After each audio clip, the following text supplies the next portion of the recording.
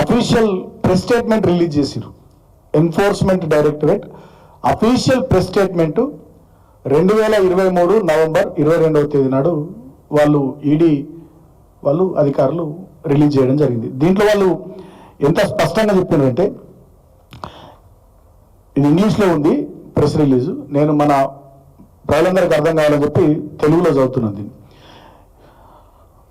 తెలంగాణ పోలీసుల సూచన మేరకు ఈడీ దర్యాప్తు ప్రారంభించి 8 కోట్లు డాక్టర్ జి వివేక్ సంబంధించినటువంటి విశాఖ ఇండస్ట్రీస్ కంపెనీ నుంచి విజిలెన్స్ సెక్యూరిటీస్కి బదిలీ కావడం జరిగింది. దీనికి సంబంధించి ఈడీ దర్యాప్తులో విజిలెన్స్ సెక్యూరిటీ యొక్క బ్యాంకు ఖాతాలో ఎలాంటి నిజమైన వ్యాపార హేతుబద్ధత లేకుండా డబ్బును సర్క్యూటర్స్గా బదిలీ చేయడానికి ఉపయోగిస్తున్నారని, మరియు డాక్టర్ జి వివేక్, అతని భార్య మరియు వారి సంస్థ విశాఖ ఇండస్ట్రీస్ ద్వారా విజిలెన్స్ సెక్యూరిటీస్తో 100 కోట్ల రూపాయలు లావాదేవీలు జరిగినాయి. ఆ సంస్థ కేవలం 20 లక్షల రూపాయలు దాని తాజా బ్యాలెన్స్ షీట్లో ఆపరేషన్ల నుండి రాబడిగా చూపెట్టడం జరిగింది. అంతేకాకుండా 64 కోట్ల రూపాయలు ప్రధానంగా దీర్ఘకాలిక రుణాలు అడ్వాన్స్ల రూపంలో ఆ కంపెనీలో చూపెట్టడం జరిగింది. కంపెనీ ప్రారంభమైన నాటి నుండి కంపెనీ యొక్క ఇంపాక్ట్ బ్యాంక్ ఖాతాలో క్రెడిట్ మరియు డెబిట్ లావాదేవీలు చాలా కోట్ల రూపాయల్లో ఉన్నాయి. 200 కోట్ల పైచిలకు రూపాయల్లో ఉన్నట్టుగా ఈడీ వాళ్ళు ఒక ప్రెస్ నోటు చాలా స్పష్టంగా ఆ రోజు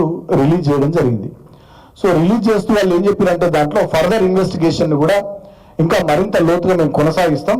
ఎందుకంటే వివేక్కు దీనికి సంబంధించి ప్రత్యక్ష పరోక్ష నియంత్రణ ఉన్నట్టు మా విచారణలు ఈ సోదాల సందర్భంగా తేలింది. ఈ దర్యాప్తును మరింత వేగవంతం చేస్తాం. దీంట్లో ఫిమా ఉల్లంఘనలు, విదేశీ పన్ను స్వర్గధామ దేశంలో డాక్టర్ జి వివేక్ ద్వారా ఒక సంస్థను విలీనం చేయడంతో ప్రాథమికంగా ఫిమా ఉల్లంఘనలు కూడా జరిగినట్టుగా మేము గుర్తించినామని చెప్పి ఆ ప్రెస్ నోట్లో ఎన్ఫోర్స్మెంట్ డైరెక్టరేట్ రిలీజ్ చేయడం జరిగింది.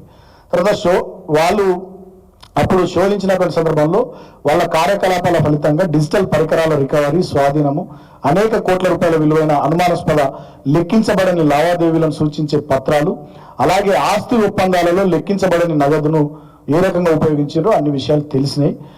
తర్వాత సీజ్ చేసిన పత్రాలు, గ్రూప్ కంపెనీల్లో పెద్ద ఎత్తున ఇంటర్ కార్పొరేట్ డిపాజిట్లు, చట్టబద్ధం కాకుండా వ్యాపారం లేని భారీ భూ ఆస్తులను కలిగి ఉన్నట్టుగా ఎన్ఫోర్స్మెంట్ డైరెక్టరేట్ ఆనాటి సోదాల్లో తేల్చింది. సో ఈ vigilance security services private limited యొక్క బూటకపు స్వభావాన్ని కూడా ఈ ఆపరేషన్స్ అన్ని కూడా నిర్ధారించడం జరిగింది.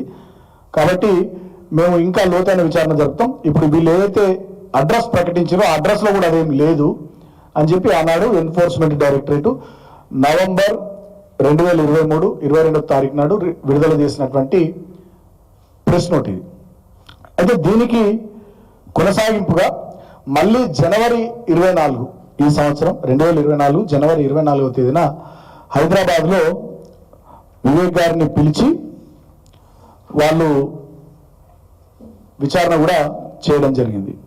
ఆ విచారణ చేసినటువంటి సందర్భంలో కూడా ఎన్ఫోర్స్మెంట్ డైరెక్టరేట్ వాళ్ళు చాలా విషయాలు చాలా స్పష్టంగా చాలా లోతుగా విచారణ చేసినట్టు వాళ్ళు కూడా చెప్పడం జరిగింది. అయితే ఈ ఈడీ విచారణ అనేది ఈ కేసులో కొనసాగుతుంది. ఇక్కడ అసలు విషయం ఏంటంటే, ఈడీ విచారణ అనేది ఈ కేసులో కొనసాగుతుంది. కానీ దుర్మార్గంగా తెలంగాణ పోలీస్ డిపార్ట్మెంట్ వాళ్ళు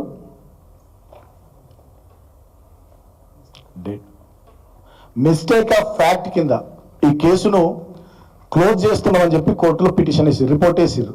ఏ డేట్ నాడంటే అది 8వ నెల 2024 సంవత్సరం 8వ నెల 14వ తేదీ నాడు. ఒకవైపేమో ఈడీ ప్రెస్ నోట్ ఉంది. ఎన్ఫోర్స్మెంట్ డైరెక్టరేట్ కోట్లాది రూపాయల అక్రమాలు జరిగినట్టుగా,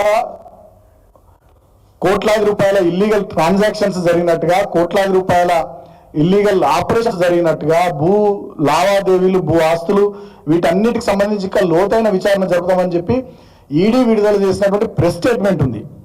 అదే కాకుండా దానికి కొనసాగింపుగా జనవరి 24 ఈ సంవత్సరంలోనే హైదరాబాద్ ఈడీ ఆఫీస్కి వివేక్ గారిని పిలిచి ఈడీ విచారణ రోజంతా చేసింది.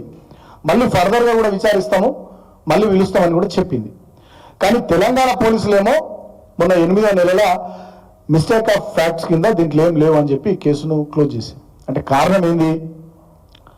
హోంమంత్రిత్వ శాఖ ఇవాళ ముఖ్యమంత్రి రేవంత్ రెడ్డి దగ్గర ఉంది కాబట్టి 100 కోట్ల రూపాయలు అక్రమాలు జరిగిన, సూట్ కేస్ కంపెనీలు, బోగస్ కంపెనీలు పెట్టి ఈ రకమైనటువంటి లావాదేవీలు ఎన్ఫోర్స్మెంట్ డైరెక్టరేట్ గుర్తించి అది విచారణ జరుపుతుండగా కూడా తెలంగాణలో హోంమంత్రిత్వ శాఖ ముఖ్యమంత్రి రేవంత్ రెడ్డి కింద ఉంది కాబట్టి ముఖ్యమంత్రి రేవంత్ రెడ్డి వివేకును కాపాడాలనే ఉద్దేశంతో ఈ కేసును పోలీసు వాళ్ళకి చెప్పి క్లోజ్ చేస్తూ పిటిషన్ వేశారు. ఇవాళ దాన్ని మేము ఛాలెంజ్ చేస్తూ మా బీఆర్ఎస్ లీగల్ టీం, మా భరత్ గారు, జక్కుల లక్ష్మణ్ గారు, అదేవిధంగా మా కళ్యాణ్ గారు, అదేవిధంగా మా లలితారెడ్డి గారు, మా కార్తిక్ గారు, మా లీగల్ టీం అంతా కూడా కలిసి ఇవాళ ఒక ప్రొటెస్ట్ పిటిషన్ను మేము నాంపల్లి కోర్టులో వేయడం జరిగింది. డెఫినెట్గా ఇవాళ నేను మీడియా ద్వారా నేను వివేక్ చెప్తా ఉన్నా, రేవంత్ రెడ్డికి చెప్తా ఉన్నా, రేవంత్ రెడ్డి గారు నువ్వు వివేక్ను కాపాడలేవు, వివేక్ నువ్వు ఈ విషయంలో నుంచి నువ్వు బయటపడలేవు. ఇవాళ ఎన్ఫోర్స్మెంట్ డైరెక్టరేట్ విచారణ జరుగుతూ ఉంది. ఇల్లీగల్ ట్రాన్సాక్షన్స్ కి సంబంధించి అఫీషియల్ గా ఎన్ఫోర్స్మెంట్ డైరెక్టరేట్ విడుదల చేసినటువంటి ప్రెస్ స్టేట్మెంటే ఉంది. విచారణ ఇంకా లోతుగా ఈడీ కొనసాగిస్తా ఉంది. ఈ విచారణ ఒకవైపు జరుగుతుండగానే తెలంగాణ రాష్ట్ర పోలీసులు ఈ రకంగా కోర్టులో రిపోర్ట్ వేయడం, మిస్టేక్ ఆఫ్ ఫ్యాక్ట్స్ కింద కేసును క్లోజ్ చేస్తూ రిపోర్ట్ వేయడాన్ని మేము ఛాలెంజ్ చేస్తూ ప్రొటెస్ట్ పిటిషన్ వేసినాం. డెఫినెట్ గా మాకు న్యాయస్థానాల మీద నమ్మకం ఉంది. న్యాయ పోరాటాన్ని మా బీఆర్ఎస్ లీగల్ టీం ఆధ్వర్యంలో కొనసాగిస్తాం.